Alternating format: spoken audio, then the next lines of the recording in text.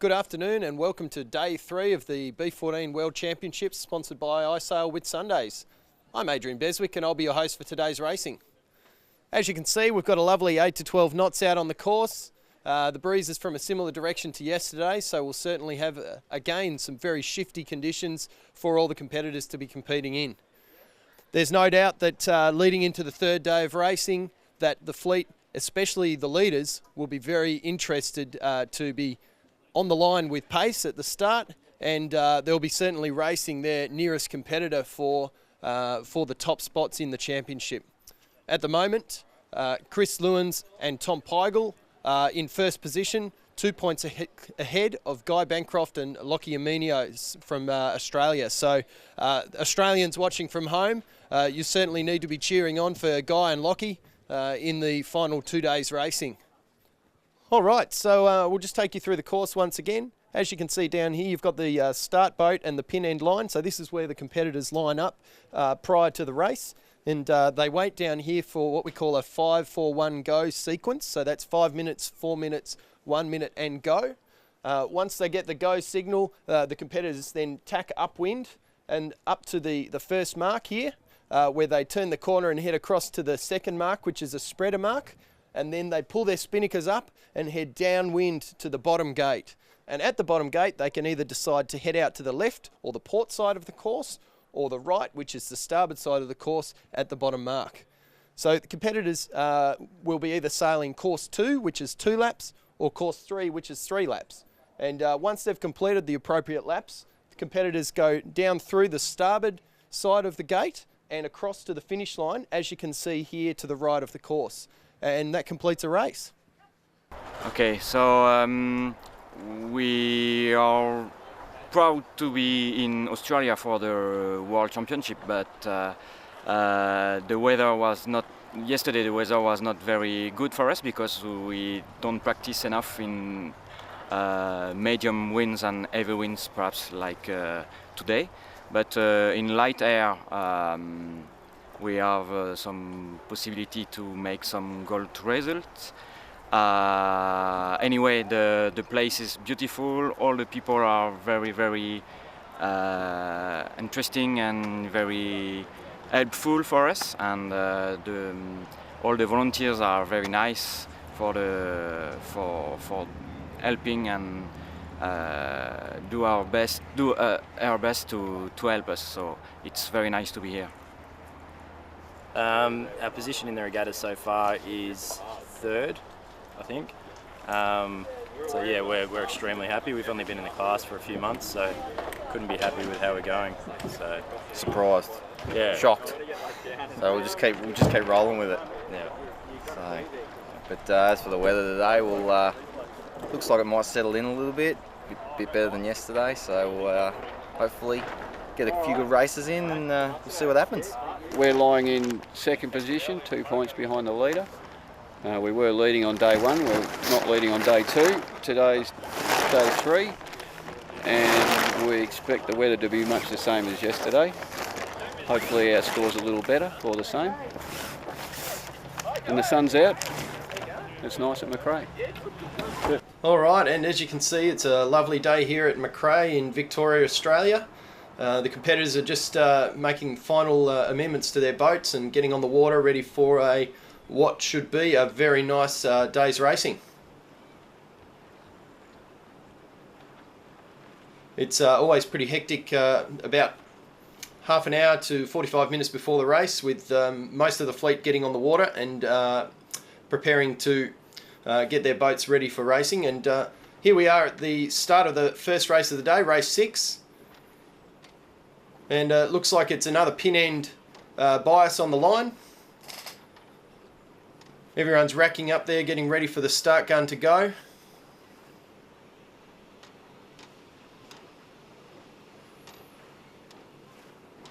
And they're off and racing. Well, it looks like Oz 354 there has come in a bit too hot, so they've had to go back around, and looks like there's a couple of boats here in a collision at the boat end, so hopefully they can get away clearly. Cromney Engineering looks like they've got away off the line at the boat end with speed, so they've got some really nice height there and setting up well for the first work. And they've just thrown a tack in there and heading out to the right hand side, taking a lift there. A few of the fleet have decided to go with them. It looks like there's a nice bit of breeze there. Both crews are on the wing and keeping the boat going as fast as possible. As you can see there, we've got the 3 colours on the back of the rescue boat there on that flag. That means that we're doing 3 laps for this race.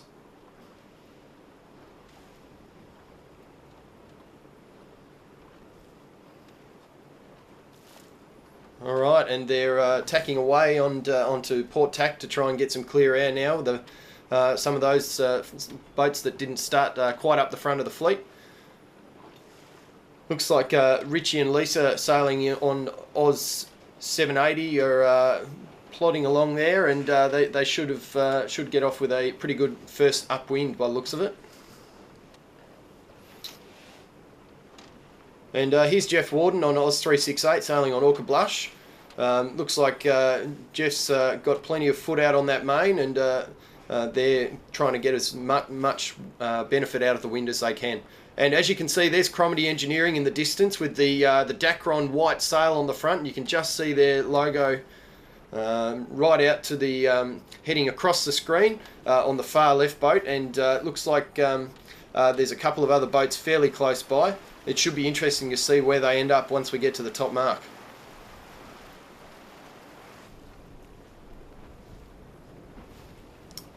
And as we make our way up through the fleet, as you can see there's seems to be plenty of breeze on, and the competitors certainly making the most out of that, and no doubt they'll all be enjoying these fresh conditions that we've got on offer today.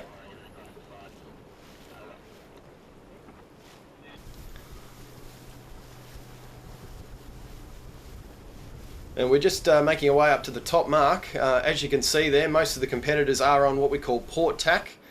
And here we are at the top mark, and first round the top mark is local favourites Guy Bancroft and Lockie. They'll certainly be very happy to be rounding in first position. They're being closely followed by Oz 781, I do believe. And they'll certainly be pretty excited being up that end of the fleet. And next in line is Oz 373, which is the Cunningham father-son combination. And rounding closely behind is another boat fairly close up the front there, Oz 375. And there's Peter and Crispin sailing on 785 from Great Britain. And here's Team Rocket Ship. They're fairly close up the front end of the fleet there on Oz 792, closely followed by Mark Barnes and Alicia Clifford on GBR 786. Mark Laneson having a good first beat. Oz 779, no doubt they'll be really enjoying being up the top end. And there's Rick and Alice Plain sailing on Bang Bang. They've had a really good first work, and they'll be looking to make some big gains going down the first downwind. Richie and Lisa are a little bit back in the fleet. They must have had a bad start. And there's GBR 761, who's currently in the lead. They're well back down the fleet. Oh, and here's Cromarty Engineering. Not sure what's happened to their first upwind, but they've certainly lost out. They were looking in a very, very good position there on the first work, so they must have had a bad knock at some point. So hopefully they can gain some spots down the first downwind there. Oh, and Andre Webster's had to tack on the top mark. I reckon he would have hit it otherwise, but they've had to throw a little tack in there just to make sure they could get through, and it looks like they're going to get overrun by Oz 378. Oh, no, they've managed to get away just in time. And here's another one, Oz 778, looking like they're nearly swimming. They've nearly lost all control, and they've had to throw another tack in there. And they've just been overrun by 4 boats. Oh, that's devastating for them. They were certainly well back down the fleet, and they've managed to have a little collision there with the mark, and they're going to have to do a penalty after that hit. At least they've got through. There's no doubt that the worst part is if you hit the mark and you don't even get past it. Oh, and there's GBR 787, Alan Davis and Kathy Watts. They're a long way back in the fleet in this race. They'll certainly be very unhappy with their current placing and be very keen to make some gains in the next 2 laps. You'll see in the distance there was a couple of bright green hats. That's Kelvin Boyle and Amy Van Galen sailing on Flipper. Kelvin and Amy were presented with these beautiful green hats and lovely Australian short shorts for the racing today, and we'll be expecting to see them sporting their wares again tomorrow. As you can see there, it appears that the breeze has lightened off, and the spinnakers are certainly all up and heading downwind for towards the end of the first lap. And here's Anthony House sailing on Oz 357, the yellow bone. They managed to sneak around and make up the close to the back end of the fleet. And here's his crew, Lewis Miranda on Oz 299. They're certainly continuing to have a pretty good tussle, so it'll be interesting to see how they end up at the bottom mark on the at the end of the first lap.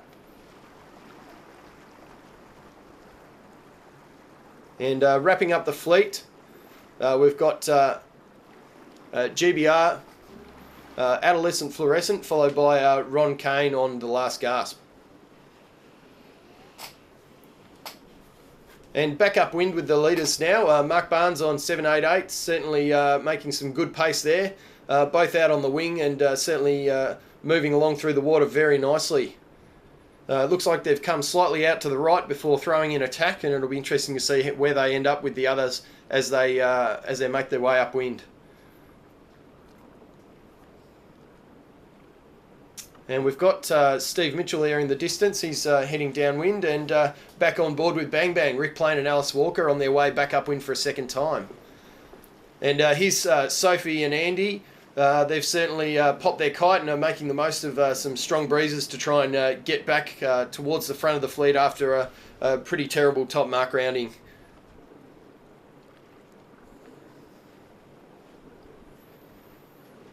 Now we've got GBR 766 here, 786, sorry, making their way to the top mark.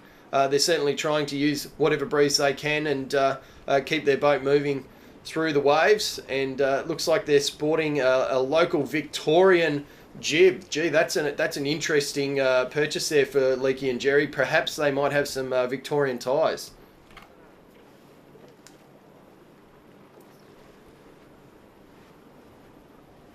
And here's Harkin, 770 from Great Britain. They're a great combination, have been doing well throughout the regatta. Looks like they're just trying to get the boat moving there in some testing breezes.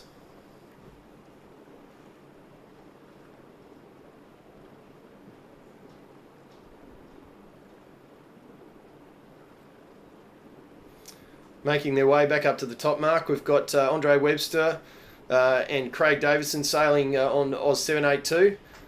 They're certainly enjoying their new boat and making the most out of such a beautiful craft that was put together by Guy Bancroft himself. He's an absolute craftsman when it comes to boat construction.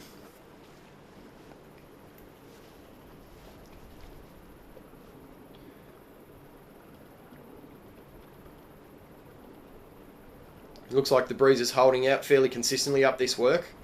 The teams will be really enjoying this because after the day's racing before with the light and very shifty conditions, crews will be looking forward to something a little bit more consistent as we've seen on the racetrack so far to date. There's Oz 351, so that's Glenn Cardwell who's sailing with his son on Blue Bandit. They're certainly doing very well throughout the regatta and are placed quite close to the front of the fleet for them. And we're just looking at the front of the fleet coming back downhill there. Looks like Oz 373 is currently done very well on that last downwind, and it will be interesting to see if they get round in first position after making up some ground on the right-hand side of the downwind. And that's Oz 375 blowing their spinnaker there. Closely followed by, who is that? I think that's a GBR boat, not sure what sail number, but they've certainly got round, and it looks like Guy Bancroft's still well clear in the lead there. We didn't see him, but he'd already got round the mark. Here comes Rocket Ship with their distinct black stripe on their red sail, and just in front of them, Rick Plain and Alice Walker on Bang Bang. They've snuck through and they've made some great places up on that second downwind. Oh, it's getting hectic at the bottom mark. Richie and Lisa have got right back up the fleet, and Lisa's doing a great drop there. Looks like the rocket ship's heading over to the starboard mark at the gate, so it'll be interesting to see how they end up once they head out that side. Looks like they're really struggling to get that boat moving after getting around the mark. It must have lightened off there. Here's 372. It's the young up-and-coming boys from Kingston Beach in Tasmania. Robbie Hunt and Dave McCauley, they've positioned their boat pretty well in this race. And GBR 786, Leakey and Jerry, they certainly have come back through the fleet as well and are doing very well in their current position.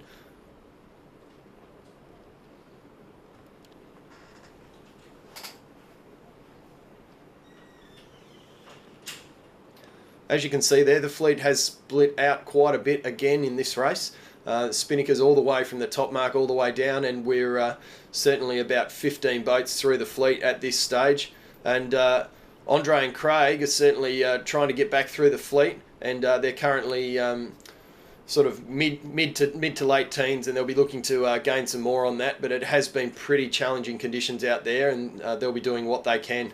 And here's Kelvin and Amy sporting their famously beautifully worn bright green hats, and they've rounded sort of in the late teens there as well. And here's Steve Miller sailing on Phantom with Lauren Bird. They're from Midway Point, Tasmania, and no doubt they'll be keen to get in as much practice at this championship in such a big fleet prior to the Nationals at their home club at Midway Point Yacht Club next Christmas for the Aussie titles. And Tony Blackmore's only just rounded along with Nick Darlow, and they'll certainly be looking to get back up the fleet on this final lap, but they've had a bit of a shocker this race. We've got through most of the fleet coming downwind now, so we're just at the last few boats, and here's Team Get 1378 with Dave Lorimer and Scotty Munro. They've lost a few spots on this race, and they'll be looking to have a better one next time round.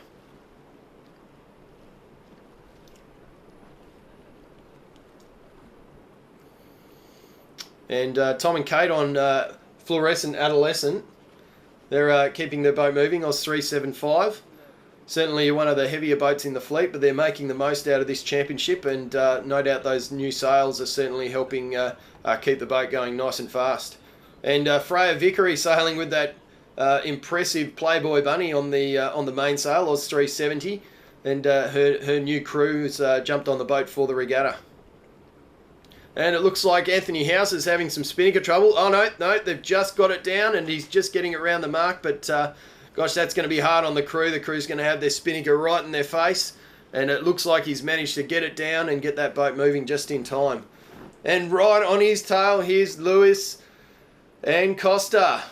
And they've got a beautiful green kite there with a nice Southern Cross on the sail. But again, the crew is copping that spinnaker in the face. Just in the face. It's not a good move by the skippers to let the spinnaker drop that late. It certainly does make for a really bad mark rounding, and it certainly does make it really hard to be able to get the kite packed away and get out of that bottom mark with good speed. And Guy Bancroft downwind for the last time, I do believe, and they're just coming around that starboard gate mark and to head across for the final time to the finish line. They're certainly well clear and should come through for a fairly comfortable race win.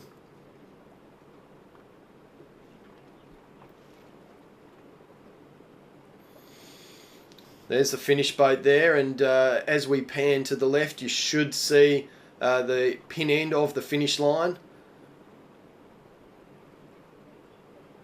Oh no, hang on a second. No, this is the finish boat. There has, on numerous times, been a bit of confusion between the start and finish boat, and you've got me. But they're making their way across to the finish line. As you can see, there's the finish boat, and just on the corner of the screen there, you'll see the blue pin end of the finish line. But Guy's clearly got that one in the bag, and he'll be very, very happy with that result, and that will put him in a much better position leading into race 7. And in second place, another local combination, Brenton Lee on Oz 375. They'll certainly be pretty happy with their result in quite testing conditions. And they've managed to get through a couple of boats in that race, and they're closely followed by GBR 785, who's just coming into the bottom mark.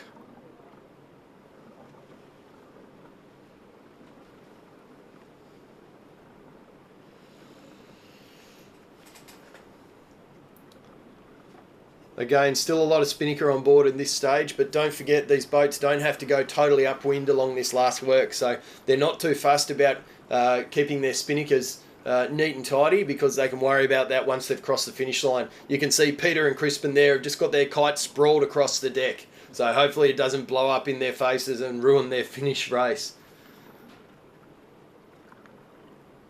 Oh, and Whitstable Marine, they've come back through the fleet, and it looks like they're probably going to end up with a fourth or a fifth there. So they'll be pretty happy with that comeback. However, it's a long way from keeping their 2 points ahead of Guy Bancroft in the championship race. And here's the Cunningham combination, David and skipper Ian. They've come across with some good pace, and should come across with about a sixth there. And Rick and Alice have rounded just in front of another one of the British combinations. Oh, no, it's Oz 781, another one of the locals from Safety Beach, I do believe. And they'll be enjoying being up there in the results, and certainly keen to get back up to the front of the fleet like they were at the start of that sixth race.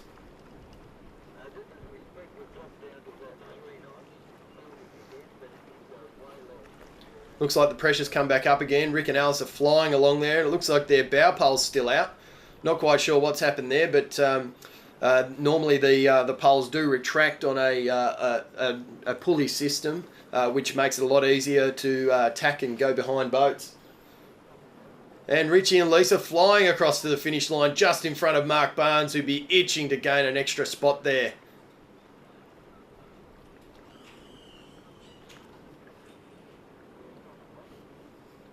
And his team rocket ship, Adrian and Jono on Oz 792. They're looking very colour coordinated today.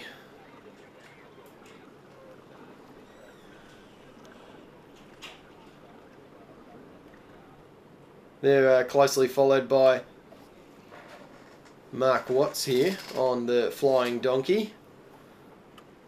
Sponsored by Almond Sales. They're certainly looking very smart there, and also sponsored by Airbus. And Cromedy Engineering, they've gained a few spots after a fairly great start there, and they'll be looking forward to crossing the finish line and holding on to that result. Looks like their pole's still a bit out too, which is interesting. It'll be interesting to see if they can retrieve that after the race before the next one. Oh, there it goes, coming back in. And Leakey and Jerry, it looks like they've lost a spot to the Cromedy pair. And they're closely followed by another boat there, Guy. And here's the Hitcher. Hitcher's coming across the finish line. They've dropped back a few spots, but in these light and challenging conditions, it's fairly challenging for the heavier crews to maintain their position, especially on the downwind legs.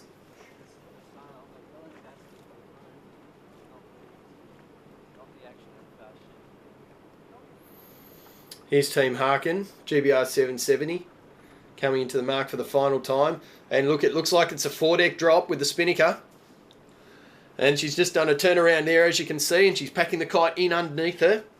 It's an interesting tactic used by a number of the crews. They get the halyard down and get the boat moving with the spinnaker on the deck, and pack the spinnaker as they're heading along to the finish line.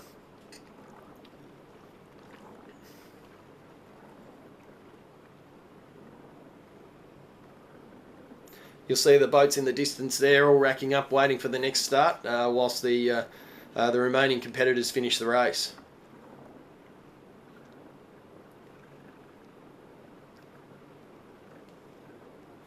And here's Andre and Craig. Gosh, they will be kicking themselves after this race.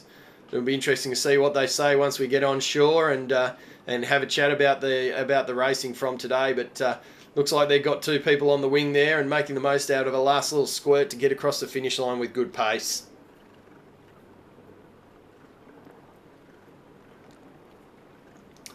The important thing now for the competitors is to make sure that they can keep hydrated and keep their fluids up and have a little bite to eat, because it's really important to maintain energy and hydration as they head into this next race 7 of the World Championships. And we've got 5 boats here all coming together. We've got 3 boats here on starboard, and Steve Mitchell and Adrian Daly sneaking through on port. And no doubt they'll be hoping to keep in front of these boats. And it looks like they're going for a drop, so it'll be interesting to see how they end up. We can't see the bottom mark yet, so it's going to be a really tight one. Looks like Sophie and Andy are trying to make the most out of a tricky situation there. And Steve has thrown a jibe in, and he's hoping to sneak around. But it looks like Sophie and Andy have got through him.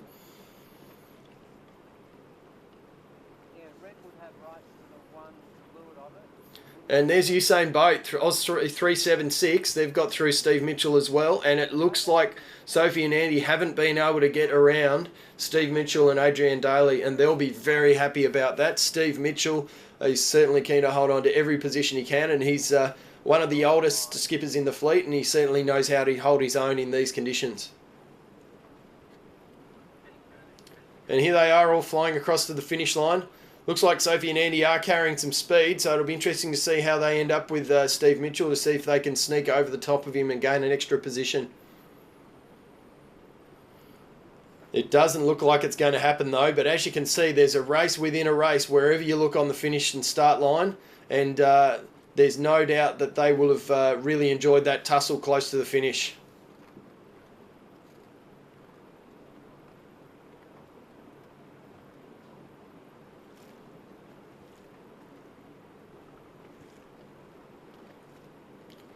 And here's the yellow bone coming around the bottom mark for the final time. They're heading just across to the finish line there, and we'll be very keen to put that one away and hopefully have a better race in this next one ahead.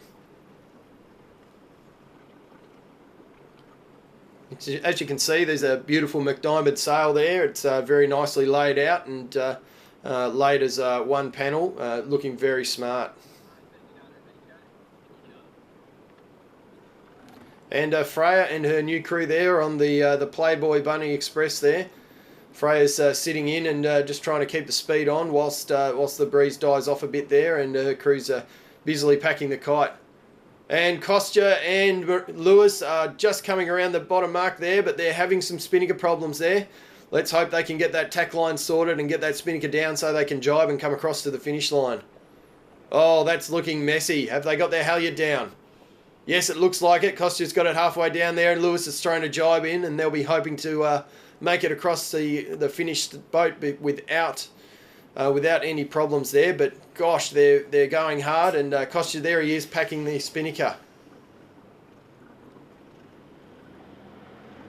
Lewis is keeping nice and high there and making his way across to the finish line.